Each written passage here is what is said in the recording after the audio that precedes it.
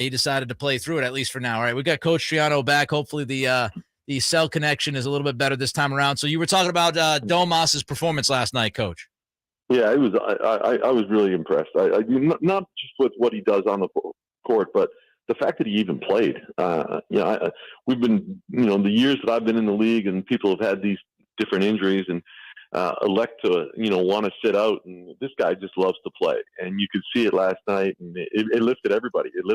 We were a little slow off the start last night, but he kind of got us going. A couple mid-range jumpers got us going when we were struggling early, and then for the rest of the game, man, he's kind of like the distributor, and it didn't look like he was injured at all the way he was playing.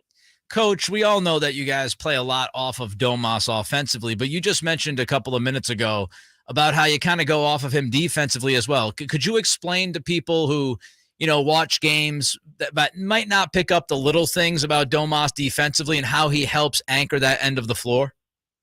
Well, I think, number one, his experience. He's a communicator. He's out there. He's the one who's probably underneath the basket and can direct and see more than anybody. So, we rely on that person, and, when it's Domas at the center position, to be the communicator, to let everybody know what's happening, where we're funneling things. And, he's done a much better job as this season has gone on with his verticality and making people miss. Tough job last night, though. I mean, the Joker is no joke, man. That guy was unbelievable. He's got point guard moves, and with his size and how thick he is, I'll tell you, his touch.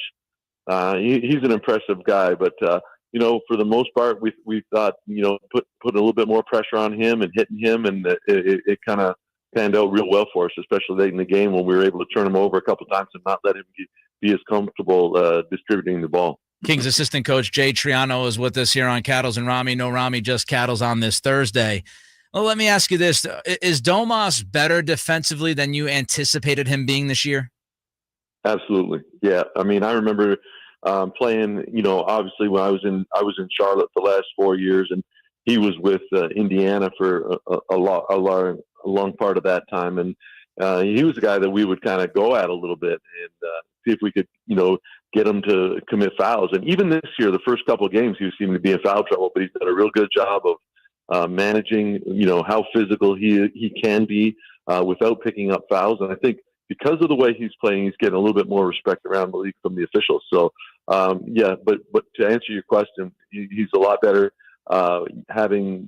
being a coach of his and knowing what he's doing at the defensive end for sure. Coach, I want you to take the listeners and myself into the huddle. It's under 3 seconds to go. Timeout is called. You guys are talking about things. You're drawing up the ATO.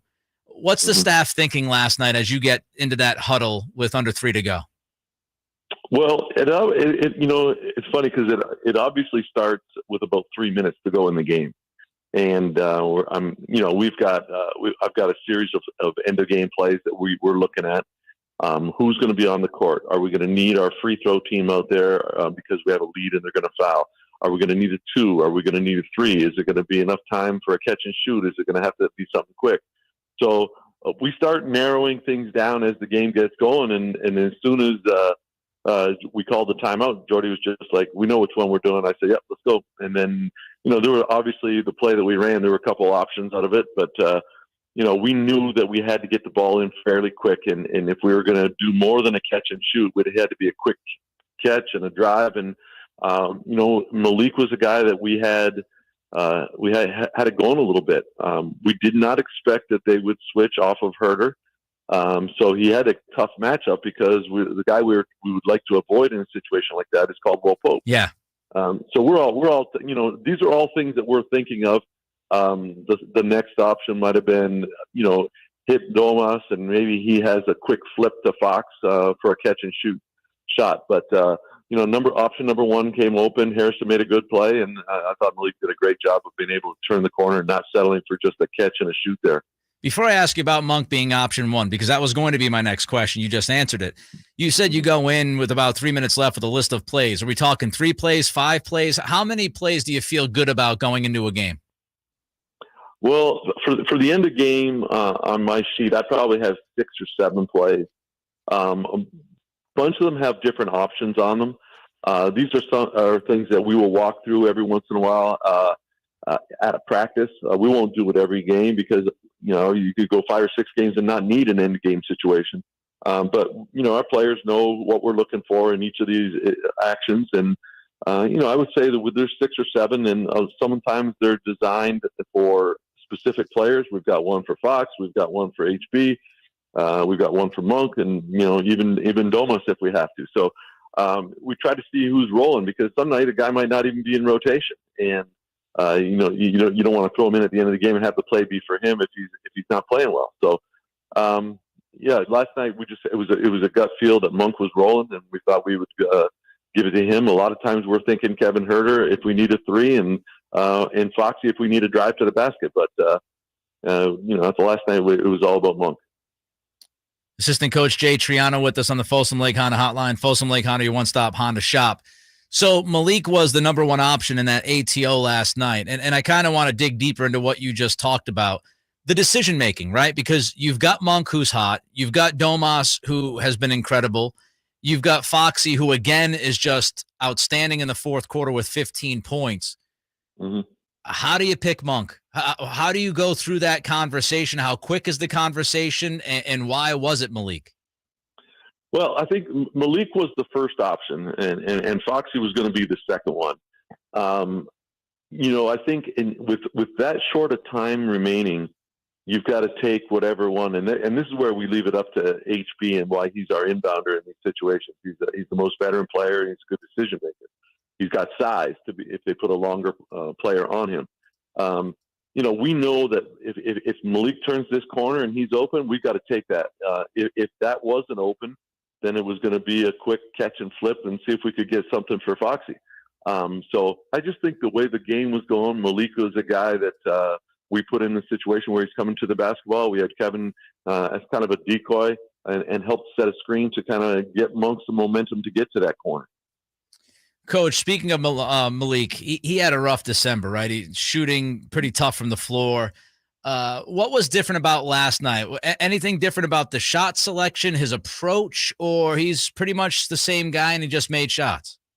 Yeah, I think he's pretty much the same guy. I mean, I think everybody and Malik is a big part of this. Is you get a little bit of confidence. You see one go in, and even at the start of the game, rewatching it today, I was like, man, Malik wasn't very good early, and he missed a bunch of shots, but then he hit the one in transition, and then he just gets that feeling inside him where he's confident. And, it's funny because he's a confident kid even when he's not making shots. He'll even say, I missed them all, but I'm going to bounce back. His comments on Instagram, that, when he apologized for his play, that takes a lot of confidence. It's not like, I'm going to be struggling for a while here. No, you know what? I let you down. I'm going to bounce back. And I think putting it out there shows how confident he is in himself. And, it's good. It's like all of us though. We see one go in, we like to, you like to keep him rolling. And, I was glad that, we kept going back to him because we need him to give us that juice off the bench. Kings assistant coach Jay Triano with us. Just 2 more for you, coach. And again, we appreciate your time. We always talk about Davion. We talk about his incredible defense. He obviously won the defensive player of the game last night from you guys in the locker room.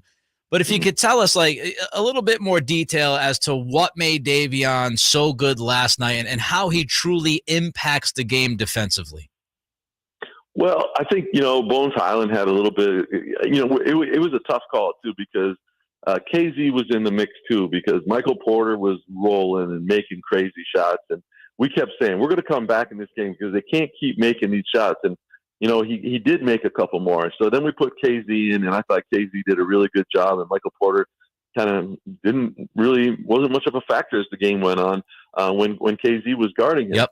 But the same thing happened with Bones Highland, and Bones Highland was their point guard with Jamal Murray out.